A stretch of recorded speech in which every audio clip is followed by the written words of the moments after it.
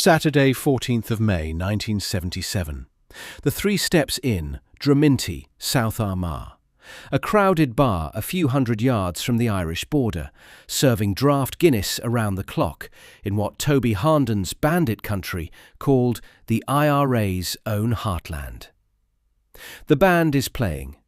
A man in a donkey jacket walks up to the bar, orders a drink, and starts talking to locals in a Belfast accent. The publican has never seen him. The regulars haven't either. One witness later recalled that both the car and the person who was driving it were strangers to him. In a pub where most of the men on the stools have known each other since school, that alone is enough to draw a look. One of those looks belongs to a Larne-born boxer named Terry McCormick. He watches the stranger order, listens to him talk, and starts to ask quiet questions of his own. The man says his name is Danny McErlaine. He says he's a motor mechanic from Armagh in Belfast, a member of the official IRA, and he's looking for a good time on a Saturday night. What McCormick doesn't know, not yet, is that the stranger's real name is Robert Lawrence Nairac.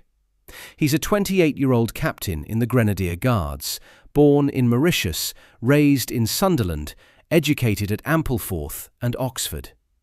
He's on his fourth tour of Northern Ireland, working out of Bessbrook Mill as a military intelligence liaison officer, and he has walked into the one pub in the British Isles where a slip of the tongue doesn't just end a conversation.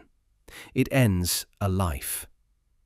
This is the story of roughly 2 hours that decided everything, and the question at its centre is whether the man at the bar ever stood a chance. He stood out like a sore thumb, the armchair analysts say. But did he? Could a cover identity with so many moving parts, accent, politics, family, geography, factional loyalty, survive close scrutiny in a close-knit Republican pub? The answer is more complicated than the myth. Nairac signed out of Bessbrook Mill at around 21:25 that evening. The radio log shows him calling the operations room at 21:48, again at 21:52, again at 21:56. Checking in, keeping the channel warm, a soldier going about a routine task. At about 21:58, he made his final call. Arrival at the Three Steps Inn, communications closing. He was due back at base by 23:30. He never came back. What he carried into that pub was a carefully assembled identity. Danny McErlaine, sometimes spelled McErlaine or McAlevey in the sources, came with a false Northern Ireland driving licence and a Belfast address. The cover story held that he was a motor mechanic and a member of the official IRA, the faction known dismissively as the Stickies. That last detail matters more than any other, because the official IRA and the provisional IRA, the Provisionals, the dominant force in South Armagh, weren't allies. They were rivals. The officials had called a ceasefire in 1972 and drifted toward politics. The Provisionals considered them sellouts. A self-described sticky walking into a Provo pub wasn't a harmless eccentric. He was walking into a room of men who had spent a decade fighting the faction he claimed to belong to. And the accent? Nairac's real voice was distinctly English. But he had trained for this. RTE's reporting noted he could do a very good West Belfast accent, coached for the part. It was a skill he'd been practicing for years. He'd first served in Belfast's Armagh area back in 1973, building contacts in the same community his cover identity claimed to come from. So what did the cover require the men in the Three Steps Inn to believe? That a Belfast motor mechanic, an official IRA man, had driven down to South Armagh on a Saturday night, alone, to drink and sing in a provisional pub near the border. The recognition test wasn't about whether anyone had seen his face before.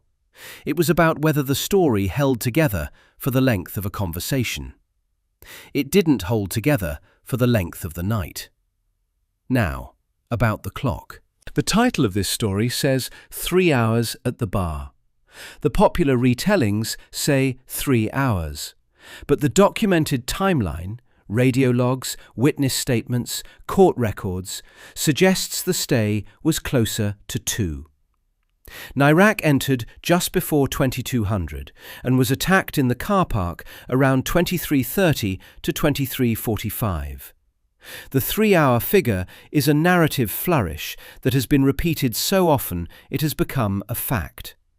The actual window was roughly 2 hours of drinking, talking, playing pool and singing. It doesn't change the outcome. But precision matters here, because this is a story about how small errors accumulate. And the first error is treating the published version as the complete one. What the evidence does support consistently is that suspicion built gradually across the evening.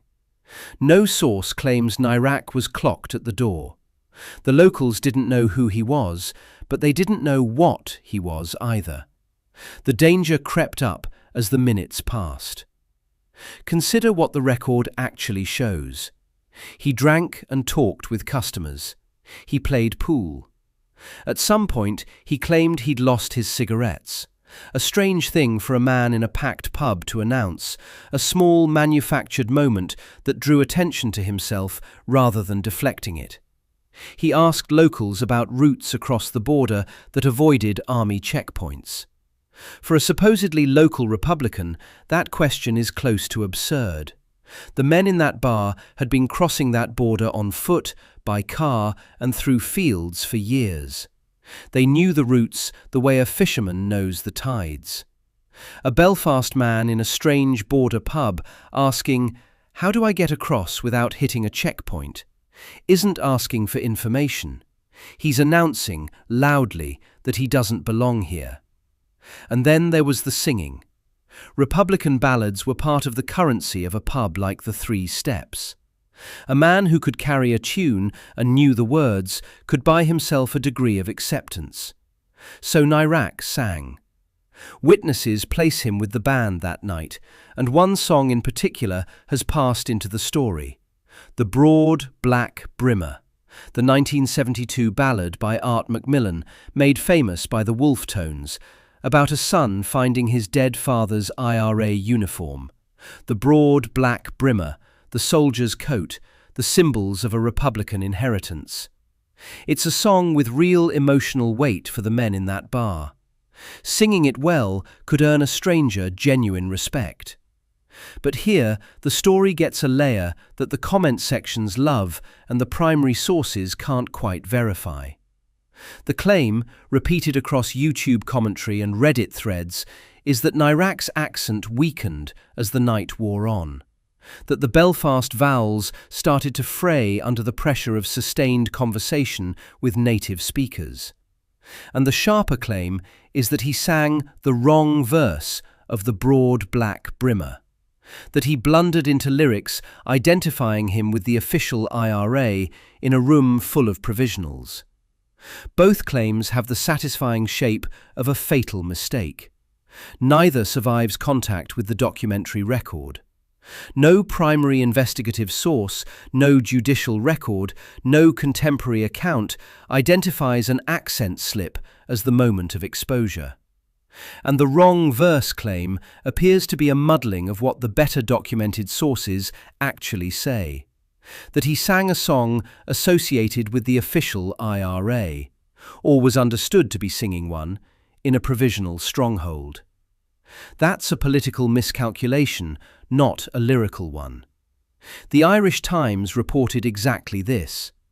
Suspicion was raised because at least one song he performed was connected to the officials, the faction that didn't operate in South Armagh.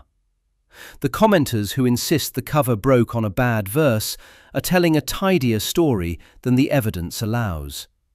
They might be right that the singing was a problem. They can't prove it was the problem. What is proven is that the locals were testing him before the night was over. The most telling detail comes from McCormick's own account, archived by Kane from a Sunday Business Post interview. Suspicious Republicans had a woman approach Danny and invite him to dance. The purpose was physical: get close enough to feel whether he was carrying a weapon. He declined. On its own, declining a dance is nothing. In that room, at that moment, among men already wondering about the stranger at the bar, it was another data point. A Republican on a night out in his own community doesn't refuse a dance with a local woman. A soldier with a 9mm pistol in a shoulder holster does. That was the dance test. And it tells us something important about how covers actually break. A cover doesn't fail because of one catastrophic error. It fails because of the mechanism of sustained observation. Under prolonged scrutiny, every small inconsistency, the lost cigarettes, the border route question, the declined dance, the wrong faction's song, lands in a room full of people who have all the time in the world to discuss it. They compare notes, they test, they watch how the stranger reacts to being watched. A confident performance sells the lie, but it also generates more behaviour to scrutinise.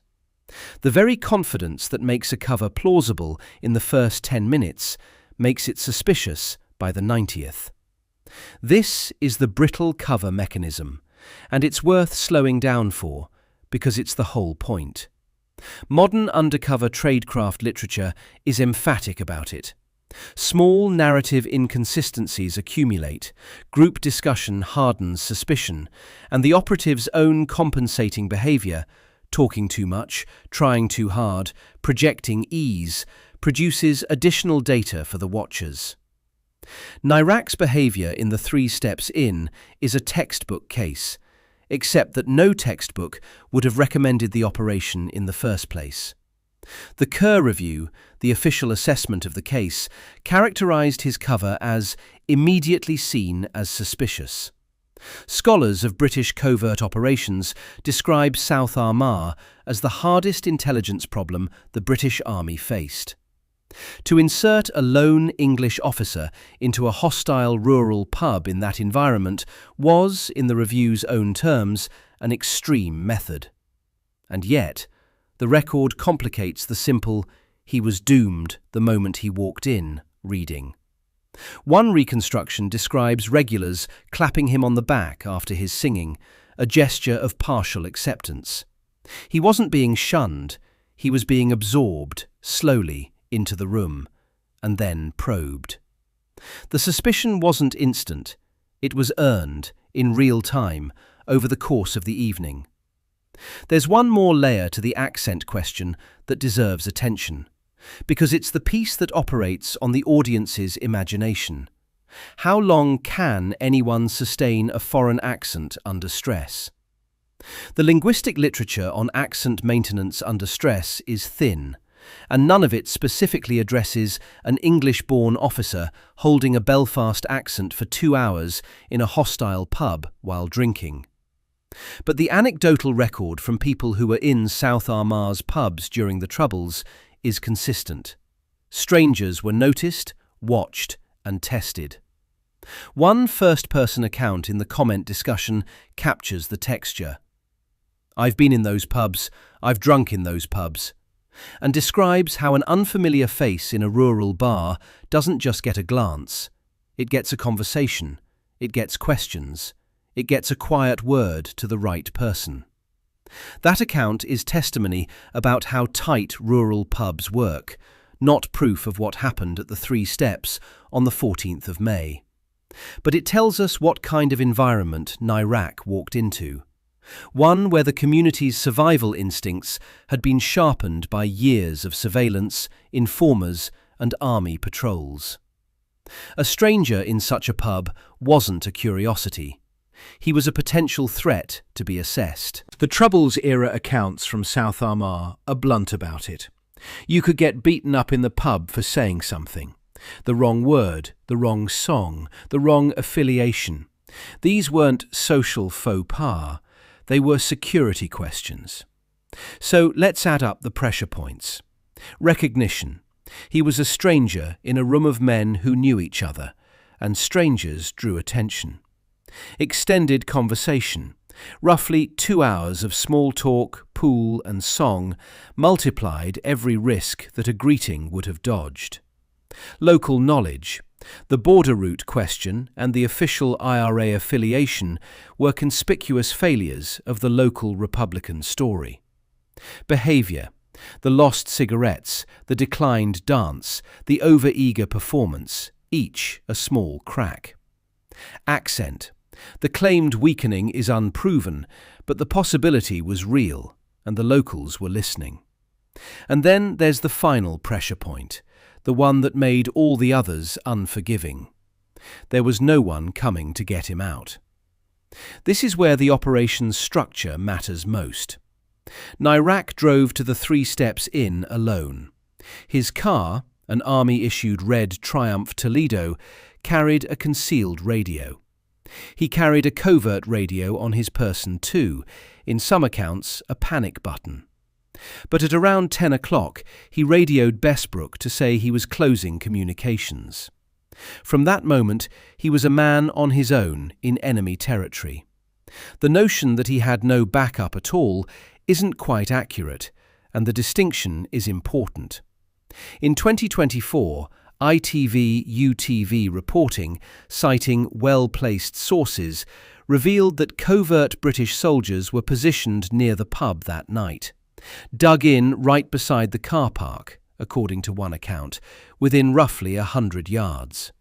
They witnessed the abduction, and they had been instructed to observe but not interact. Republican News reported the same claim. British soldiers watched Nairac being seized, under orders not to intervene. So the backup wasn't absent, it was present and useless, a safety net that was ordered not to catch anyone. The panic button, if it was pressed, produced no extraction. No record exists of an action plan being activated. The men dug in beside the car park, watched the abduction happen and did nothing, because their orders said to watch. That fact reframes the entire operation. A cover doesn't have to hold forever. It has to hold long enough for extraction. Nairac's cover had to hold for exactly as long as it took him to walk to his car, radio his position, and get out. And the operation had been designed in such a way that when that moment came, there was no extraction to reach. The soldiers in the field were a tripwire with no response. The radio on his person was a lifeline with no one at the other end. He entered the pub alone, and he left it alone, and the men who watched him leave weren't there to help him.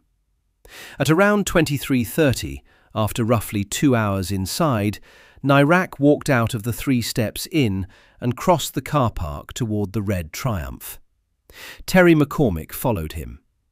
What happened next is documented in McCormick's own account, and it has the quality of a scene that everyone involved remembered precisely because it happened so fast. McCormick pressed a finger to the back of Nairac's head, a pantomime of a gun barrel, and demanded his license. Nairac turned. McCormick punched him. There was a metallic sound as Nairac hit the ground, the Browning 9mm pistol falling from its shoulder holster onto the tarmac. McCormick shouted, "He's got a gun!" The next minutes were a ferocious struggle. Witnesses describe Nairac fighting back, holding his own against several men.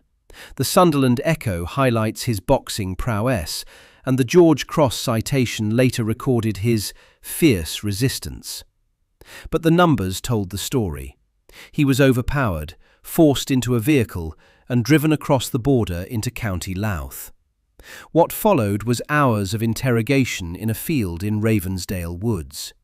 He was punched, kicked, pistol-whipped, beaten with wooden posts. The IRA summoned a gunman, Liam Townsend, a 24-year-old from May, convicted the following November in Dublin's Special Criminal Court and sentenced to life.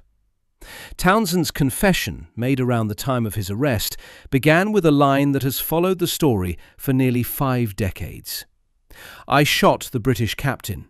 He never told us anything. He was a great soldier." Before the shooting, though, there was one final scene. McCormick, one of the abductors, posed as a priest and tried to coax a confession out of the dying officer. Nairac's reported last words, per McCormick's recollection, "Bless me, Father, for I have sinned." It's a devastating line, and it rests entirely on the testimony of one of the men who tortured him. It can't be independently verified. It may be true, it may be an abductor's invention, a story told to make the teller more interesting. The honest position is that we don't know. What the record does support is that Nairac maintained his cover to the end. He didn't reveal his true identity, his unit, or his operations. The IRA's own statement after the killing claimed he confessed to being part of an SAS unit, a claim British accounts reject, and one that conflicts with Townsend's reported admission that the captain never told us anything. In February 1979, Nairac was posthumously awarded the George Cross. The citation read, "These efforts to break Captain Nairac's will failed entirely. Weakened as he was in strength, though not in spirit, by the brutality, he yet made repeated and spirited attempts to escape, but on each occasion was eventually overpowered by the weight of numbers against him. His body has never been found. He remains one of the disappeared, one of 4 whose graves still haven't been located. A search at Faughart in County Louth in autumn 2024 came up empty. In spring 2025, an IRA source was quoted as saying his body would never be located. Now step back and weigh the question the way the evidence demands. Was the cover doomed from the moment he walked in? No contemporary source says he was recognised at the door. The men in the pub didn't know him, but suspicion built over the course of the evening. It wasn't instantaneous. Some regulars even accepted him enough to clap him on the back. The cover might well have survived an hour. It might have survived a brief exchange at the bar. And there's a live possibility that the outcome had nothing to do with his performance at all. Republican sources have claimed Nairac had already come to IRA attention in the area before that night. If true, the barroom recognition test was moot before he ordered his first drink. The men who abducted him had a motive to portray him as an obvious target, and their testimony is the most detailed account we have of what happened inside, a fact that should give any careful reader pause. But the margin for error was real, and it was thin. The cover demanded that locals believe he was a Belfast official IRA man, a member of the one faction in Ireland least likely to be welcomed in a South Armagh provisional pub. It demanded that his accent hold up under hours of conversation with native speakers. It demanded that he know routes across the border, the geography of the area, the unspoken rules of who sang what and who belonged to which faction. It demanded that none of his questions sound like questions. And when the risk window closed, when he left the pub and walked to his car, the operation had no effective extraction to bring him home. The soldiers were there. They were 100 yards away. Their orders were to watch. Courage and unsound tradecraft can coexist. That's not a paradox, it's the actual lesson of the case. Robert Nairac was brave enough to hold his cover through hours of torture, and the operation that sent him into the 3 steps in was, in the measured language of the official review, an extreme method with no safety net. He was neither the reckless fool of the comment sections, nor the flawless operator of the legend. He was a man whose cover had very little room for error, placed in a room where errors had a way of finding you. The comment data that surrounds this story is worth a moment, because it tells you how badly the public wants a single, clean explanation. In the internal engagement figures behind the debates on this case, accusations that Nairac was foolish or predictably compromised drew 193 engagements across 18 comments. Criticism of inserting strangers into tight local communities drew just 21. A first-person account of drinking in those pubs drew 45. The accent and song theory drew 27. Accuracy complaints, spelling, pronunciation, dates, drew 55 across 5 separate complaints. And here's the caution. Only 50 comments from that pool could actually be audited, despite reported totals of 164 and 178. The numbers are a warning, not a verdict. Most of all against the comfortable assumption that any single theory, the wrong verse or the slipping accent, explains what happened. So which pressure point cracked the identity first? The evidence doesn't allow a confident answer, and anyone who tells you they know, who points to the song or the accent or the border question as the fatal mistake, is telling you a story, not the record. What the record permits is this. Recognition marked him as unknown. Extended conversation gave the room time to probe. Local knowledge exposed him on the one detail that mattered most: faction. Behaviour drew attention to a man who should have been invisible. The accent may have wavered, or may not have. The evidence is silent. And the absence of effective backup turned every risk into a one-way door. There's a final detail that puts the whole night in perspective. The real Danny McErlaine, the man whose identity Nairac borrowed, was a Belfast Republican on the run since 1974. In June 1978, 13 months after Robert Nairac was shot dead in a County Louth field, the Provisional IRA killed the real McErlaine. He had been stealing arms from the organisation, the sources say. The alias outlived the man who wore it, and then the alias itself was gone too. 2 men named McErlaine, both dead inside a year, neither buried in a known grave. What's left is the question. Not whether Nairac was brave, that's settled, but where exactly the cover began to crack. Was it when he asked about the border crossings? When he declined the dance? When the song landed wrong in a room that knew every word?